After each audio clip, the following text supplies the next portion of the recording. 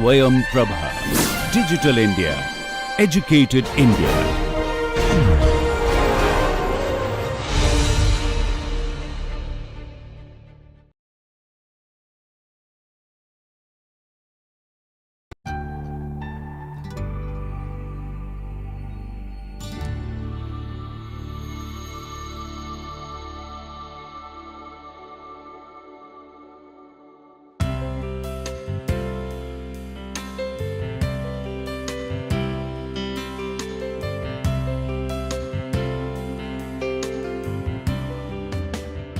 Welcome dear participants. In the previous modules, we have discussed the politics of the word gender, genealogy of the biopolitics of gender, and the intersections of gender, bodies and biopolitics.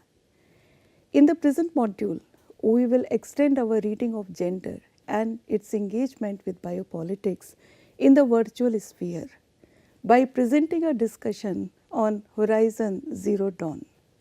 Horizon Zero Dawn is an action role-playing game which is set in a post-apocalyptic future. Our discussion will analyze the role of gender and the biopolitics of control in the digital sphere. We have established in Module 1 the biopolitical assertions in policy making. In Module 2, we have established gender as a paradigm. In Module 3, biopolitics, gender and science fiction. And in Module 4, we have looked at the Marxist genealogy of gender.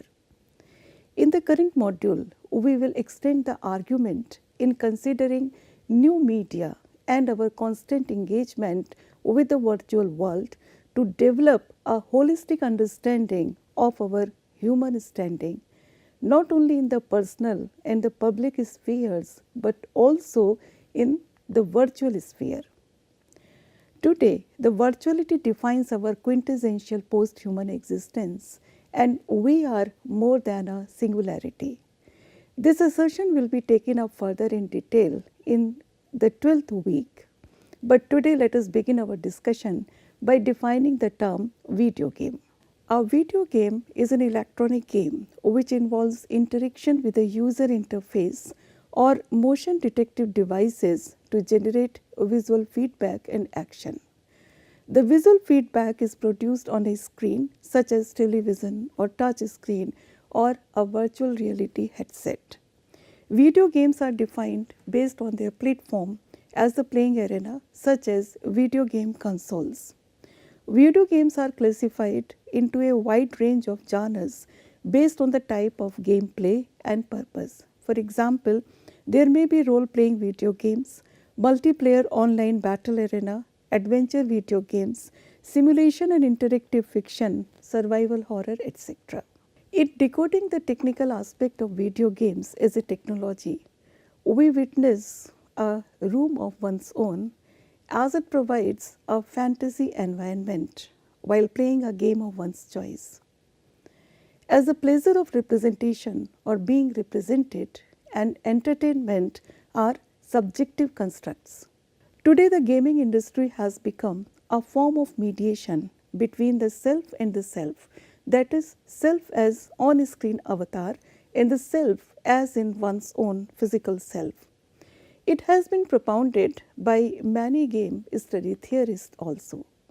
The play has acquired a new meaning as the rewards in a game along with the play can be seen as a performance generating pleasure.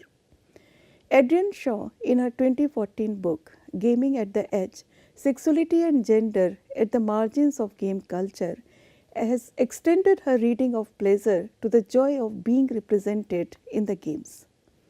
As a medium of representation, instruction and entertainment, the 21st century marks the emergence of the digital gaming industry with an increased interest on the part of the academicians, researchers, and also the youth. More recently, the gaming industry has expanded onto mobile gaming, virtual gaming, cloud gaming, streaming games online, etc. It has arguably become one of the most important and innovative sectors in technology today. It shapes culture, social networking, and also entertainment. Therefore, the term entertainment industry is no longer reserved for cinema, music, and sports. Today, gaming can provide an immersive experience. It is a $200 billion plus dollars enterprise and increasing as it continues to push the boundaries of technology and entertainment. Various gaming platforms such as Caffeine, Oncast, Twitch, Mobcrush, YouTube allow the players to stream their play and also earn a fan base. This has also become a source of monetization and subscription, as well as developing a virtual relationship between the player and the audience. However, the biopolitics of control and exhibitionist violence on a screen has always been a phallocentric narrative dominated by men. The consumption of video games has also been a male-centric discourse. The best gamers in the world compete in the e-sports arena and online through streaming platforms, which has increased the popularity of virtual gaming.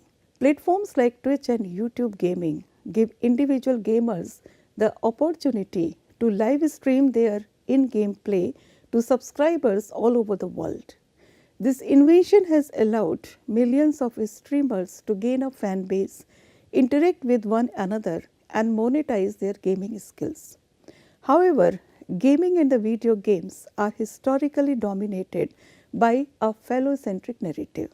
The portrayal of men versus women and sexism in the video games has always been a point of contention for the gender and sexuality studies.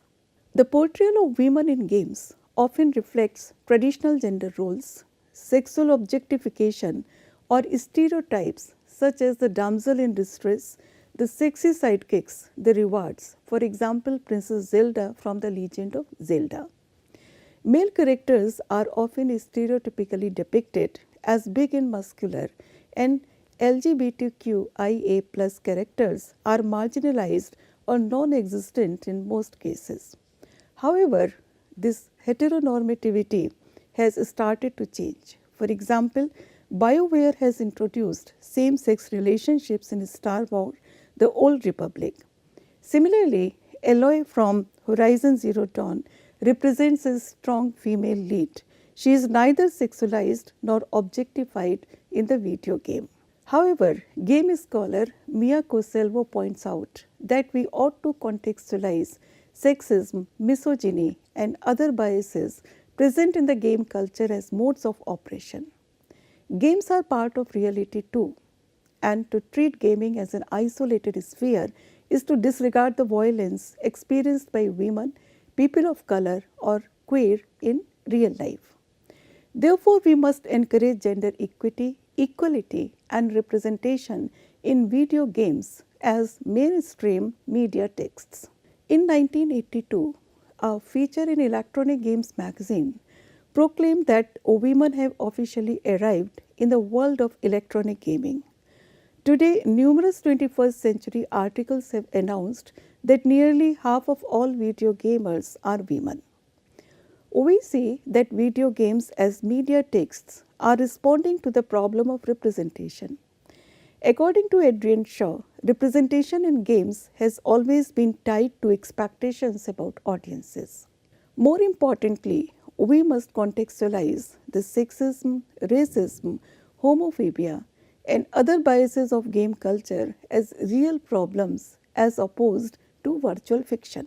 Our discussion shall in particular unpack the female character Aloy in the 2017 video game Horizon Zero Dawn. And we try to decode the biopolitics of gender via representation and misrepresentation in virtual games. We will also press on the topic of biopolitical simulation as the gamer manages the relationship between the player and the play while contextualizing a gendered narrative of control and virtual biopower. We will also identify the post-human undercurrents while contextualizing life and death in the virtual sphere, a topic which we shall cover in the coming week in more detail. Horizon Zero Dawn is an open-world video game played in third-person mode. It is developed by Guerrilla Games and distributed by Sony Interactive Entertainment for the PlayStation. The story is set in the backdrop of the 31st century, a post-apocalyptic world where humanity has regressed to tribal organizations. The protagonist is Aloy, a young girl who is an outcast adopted by another outcast with the name of Roast. She explores the post-apocalyptic world, trying to figure out her identity and what had happened to the earth. The game is highly acclaimed for storytelling, gameplay, visual aesthetics, and character development. It was also awarded the Gold Prize and User's Choice Prize at the 2017 PlayStation Awards and also awards for the best story. The game sold over 10 million copies by February 29, making it one of the best-selling PlayStation 4 games. Owing to its popularity, an expansion with the title of The Frozen Wilds was released in November 2017. A sequel, Horizon Forbidden West, is currently scheduled to be released for the PlayStation 4 and PlayStation 5 in February 2022. Let us watch a video to understand the origin of Aloy as a character, subverting gender roles in her quest to find her own identity. Aloy is labeled as an outcast, and she takes on the journey to find her own identity. Your whole life you've been searching. And the elders, they've been holding you back. The girl is a curse. She came from nowhere. She is no one. When they told me to raise you, I didn't ask questions. Why am I an outcast? Who was my mother? Always you pushed for answers. Push yourself to the edge.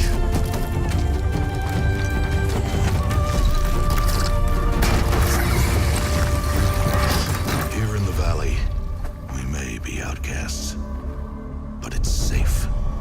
Out there, girl, you'll be lost. You won't know where to turn or who to trust. You'll be chasing a riddle into a wilderness of mysteries. The world of the old ones. What secrets lie buried beneath their crumbling ruins?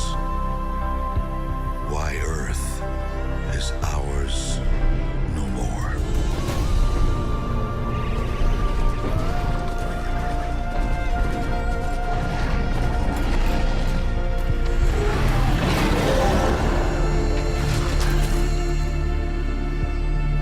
Questions, Aloy. The tribe has forbidden. What if the answers are worse than not knowing? You can help, or you can get out of my way. Then be ready for the darkness. And be careful what you bring to light. Even if you do catch what you're after, how do you know it won't bite back? Outcast! You came from nothing. You will die a nothing. I came from somewhere. Identity confirmed. Even if it destroys me, I will see this through. Interestingly, as Aloy embarks on the journey to find her own identity, the game allows the players to superimpose their identity, irrespective of gender, in place of the virtual avatar of Aloy in the video game.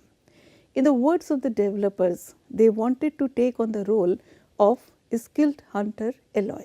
According to Adrian Shaw, it is fundamental to represent intersectional identities that go beyond fixed notions of reality. For example, a gender-based approach may consider a pluralistic perspective taking into account intersectional identities and multifaceted aspects of an individual, focusing on age, ethnicity, sexual orientation, queer identities or disabilities, etc.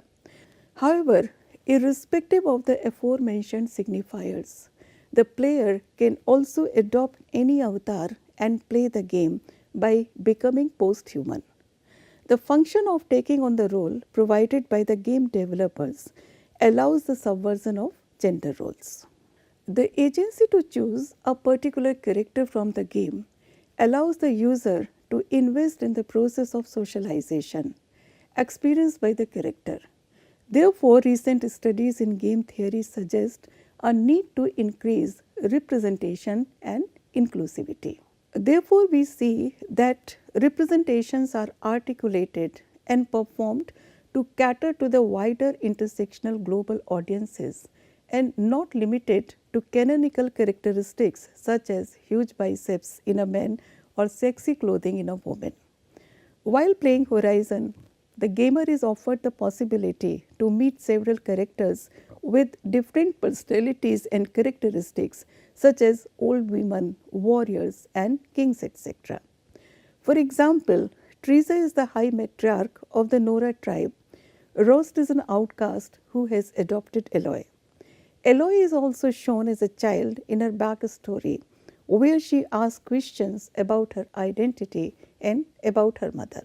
In reading Eloy as a character, one should not read her as the all-woman or a homogeneous construct depicting the ideal. She is a concept beyond her gender, and the sense of connection with that concept is termed as identification, to borrow a phrase from Stuart Hall. Though the game does not portray Eloy, the protagonist, as an all-woman, she is the leading character in the game and headlines the changing dynamics of gender norms. For instance, in this game, the action takes place outdoors and women perform in the outdoors only, as opposed to guarded castles, dungeons or rooms for damsels in distress. Also, Eloy is not objectified and she does not cater to the male gaze. Her clothes and armor are quite realistic and rarely reveal her body. She is also depicted as a warrior with a purpose. For the player, the experience of the game as a video text is not defined by Eloy's sexuality or clothing. A cross-gender role play uses Eloy's skills rather than her sexuality. As argued by Beasley and Collins Stanley, clothes are one of the prime indicators of sex roles in a specific society, and similarly, they are also equally significant in video games. Eloy is depicted as an adventurous and resilient woman. She is admired for her strength, courage, cleverness, and for being a headstrong person. The Sun King Award defines her as strong, shrewd, and capable. In the game, she is questioned for being an outsider, and this becomes the starting point for her journey. However, she is not criticized because of her gender. She is referred to as a skilled hunter and not as a skilled female hunter or as a huntress. Being woman and being skilled are selling points for the audience and also for the players. The minor characters in the video game are nuanced and not used as mere props to aid the user. It adds to the complexity of the game and provides an immersive experience for the user. Besides Eloy, the secondary characters also contribute to a reconsideration of gender roles and educate about different possible femininities, offering new models and ideals to the players in real life as well. For example, Petra Forge is a member of the Osiram tribe. She is an artisan and an inventor and had created the Osiram cannon, one of the most powerful weapons in the game. Elizabeth Sobek is another unusual character who is a scientist and an engineer, and she is also the genetic mother of Eloy. In considering the Bechdel Wallace test for Horizon Zero Dawn, one may argue that most of the female characters have names and influence the story plot. The playable main character is a woman. Women characters often interact, but they rarely talk about men. Video games also influence one's understanding of gender, as pointed out by Bem Morawitz and Mestro in their 2009 study. For example, playing games where women are sexualized and negatively objectified affects women's feelings of self-efficacy.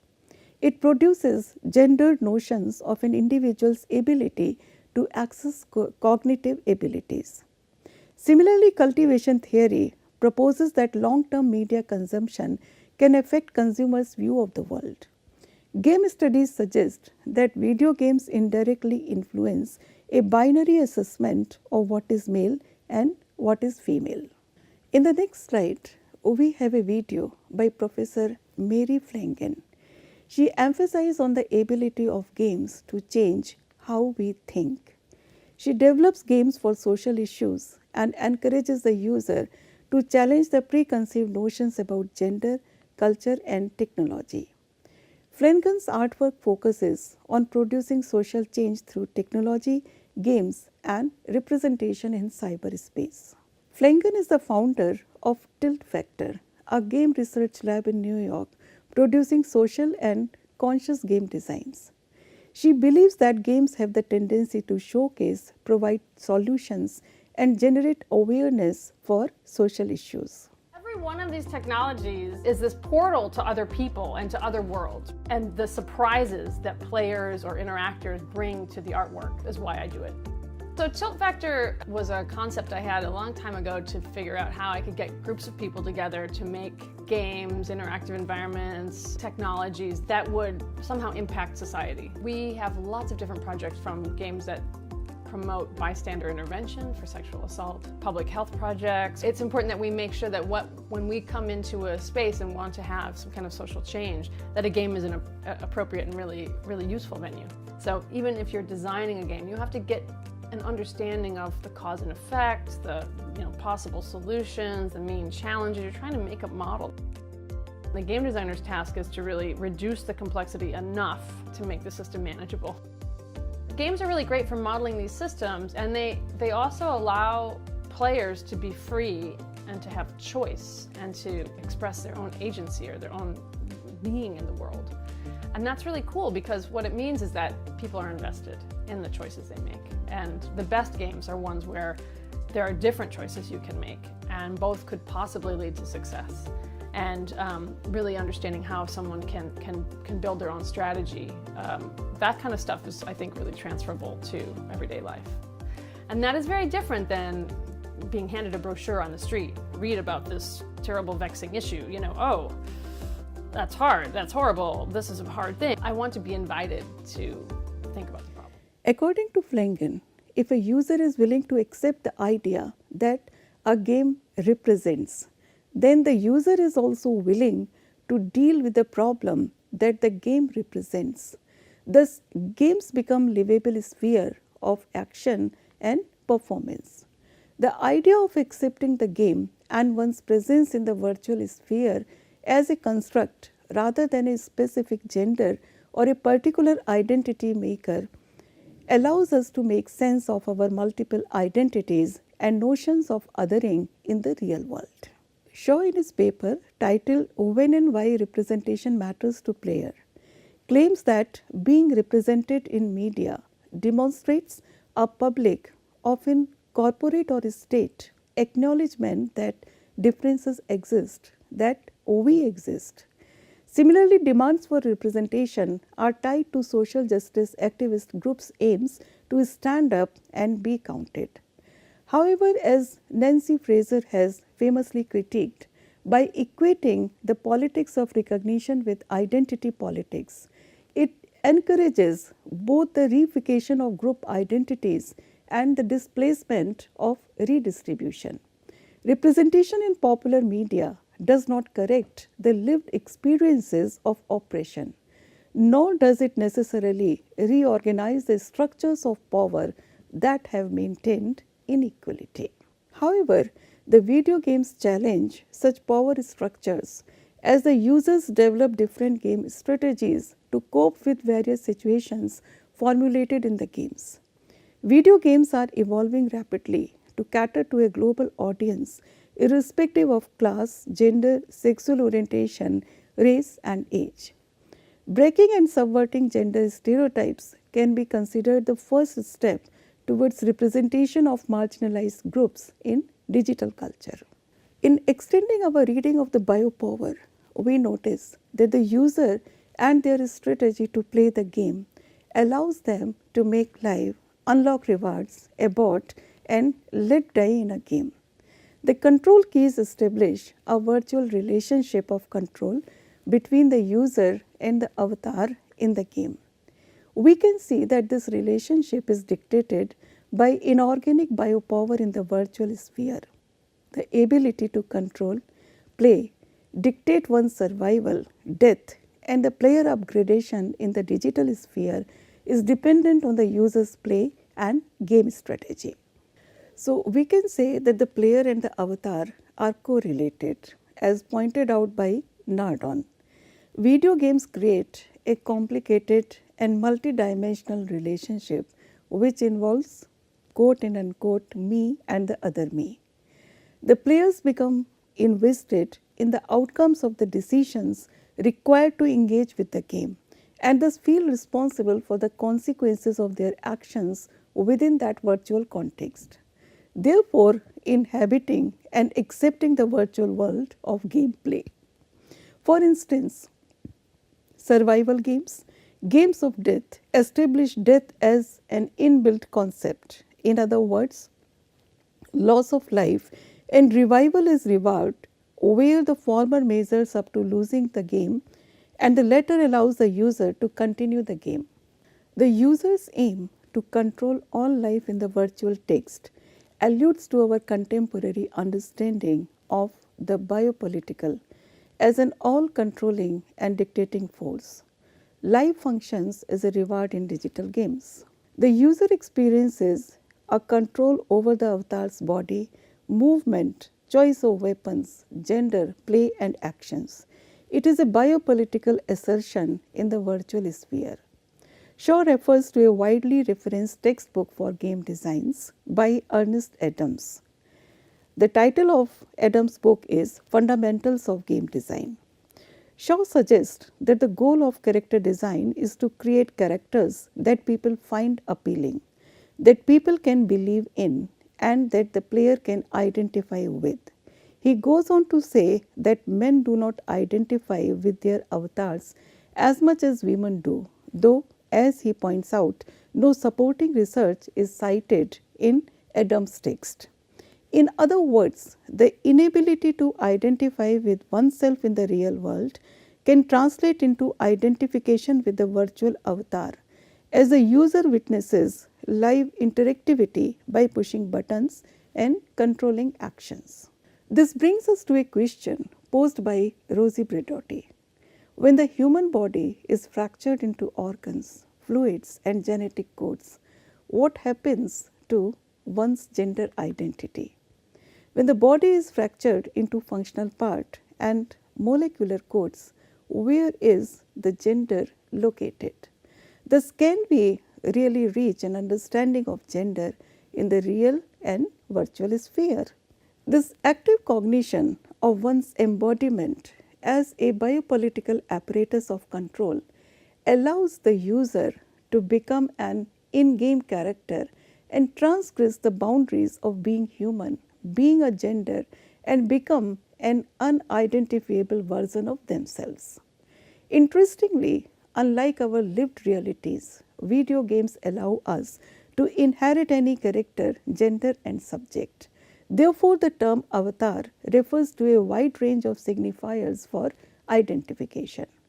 In other words, the digital gaming industry reforms the meanings. The digital gaming industry has redefined certain concepts in the virtual space. So, power is equated with the power exhibited by the avatar in the gameplay. Surveillance is controlled and kept in check by the player. Death and life are also related with the death and life of the player. Survival is on the basis of ranking as provided in multiple player games. Biopower is the material co-presence of the physical self into the virtual space. Last but not the least, being human in the cyber sphere, as will be discussed in the coming modules. This brings us to the end of the 11th week. During this week, we have discussed a range of entanglements situating gender and biopolitics as allies, friends, and the future in physical, material, and virtual ways. A biopolitical understanding of our current situatedness has allowed us to move towards a post-narrative. Now the question we face is whether gender can function as a reliable marker of and for a sustainable future. In the coming week, that would be our last week, we will refigure gender as a subject and attempt to move beyond gender as a category and deterritorialize it. We will analyze the post-human contestations of our contemporary times while foregrounding a post-gender approach towards being and becoming human. Thank you.